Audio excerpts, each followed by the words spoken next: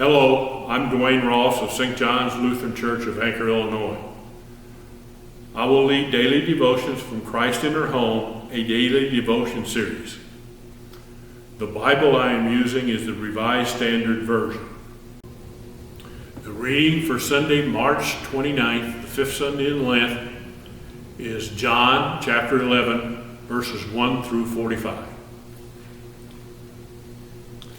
Now a certain man was ill, Lazarus of Bethany, the village of Mary and her sister Martha. It was Mary who anointed the Lord with ointment and wiped his feet with her hair, whose brother Lazarus was ill. So the sisters went to him, saying, Lord, he whom you love is ill. But when Jesus heard it, he said, The illness is not unto death, it is for the glory of God, so that the Son of God may be glorified by means of it. Now Jesus loved Martha and her sister, and Lazarus. So when he heard that he was ill, he stayed 2 days longer in the place where he was.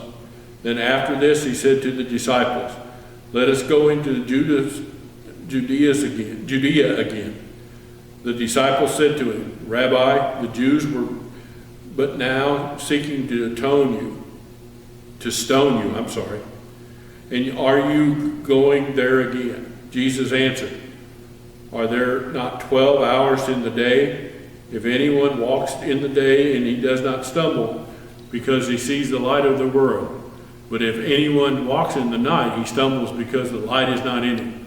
Thus he spoke, and he said to them, Our friend Lazarus has fallen asleep, but I will go to awake him out of sleep.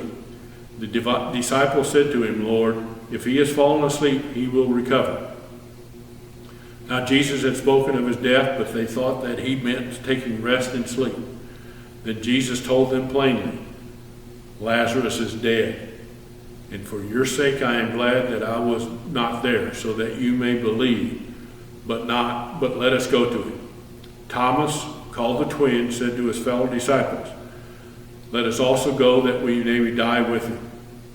But when Jesus came, he found that Lazarus had already been into the tomb 4 days. Bethany was near Jerusalem, about 2 miles off. And many of the Jews had come to Martha and Mary to console them concerning their brother. When Martha heard that Jesus was coming, she went and met him, while Mary sat in the house. Martha said to Jesus, Lord, if you had not been here, my brother would not have died. Let me reread that. Martha said to Jesus, Lord, if you had been here, my brother would not have died. And even now I know that whatever you ask from God, God will give you. And Jesus said to her, Your brother will rise again. Martha said to him, I know that he will rise again in the resurrection of the last day. Jesus said to her, I am the resurrection and the life. He who believes in me, though he die, yet shall he live. And whoever lives and believes in me shall never die. Do you believe this? And she said to him, Yes, Lord, I believe that you are the Christ, the Son of God, he who is coming into the world. When she had said this, she went and called her sister Mary, saying quietly, The teacher is here, and he is calling for you. And when she heard it, she rose quickly and went to him. Now Jesus had not yet come to the village, but was still in the place where Martha had met him.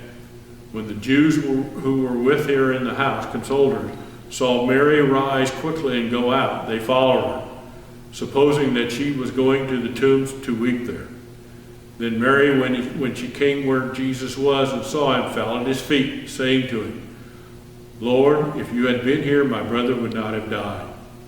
When Jesus saw her weeping, and the Jews who came with her also weeping, he was deeply moved in spirit and troubled. And he said, Where have you laid him? And they said to him, Lord, come and see. Jesus wept. So the Jews said, See how he loved him? But some of them said, Could not he who opened the eyes of a blind man have kept this man from dying?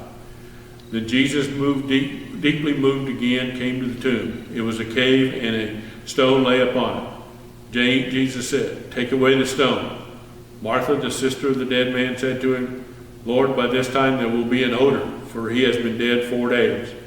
Jesus said to her, "Did I not tell you that if you would believe, you would see the glory of God?" So they took away the stone, and Jesus lifted up his eyes and said, "Father, I thank thee that thou hast heard me. I know that thou hearest me always, but I have said this on account of the people standing by, that they may believe that thou didst send me." When he had said this, he cried out with a loud voice, "Lazarus, come out." The dead man came out, his hands and feet bound with bandages and his feet wrapped with cloth. Jesus said to them, "Unbind him and let him go." Many of the Jews, therefore, who had come with Mary and had seen what he had did, believed in him.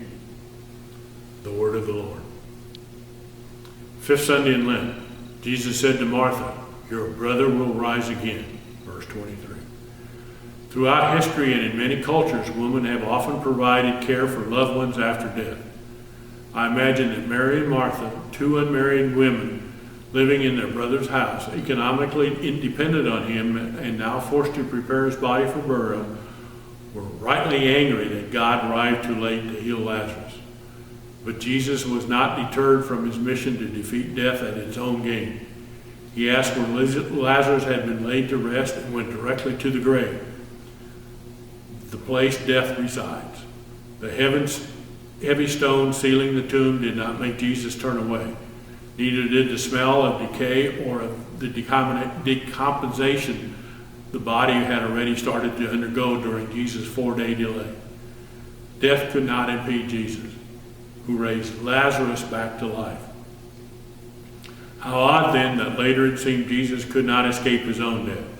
Yet on the 3rd day, when another Mary went to tend to the dead, she found the tomb without a stone in place, a grave without a body.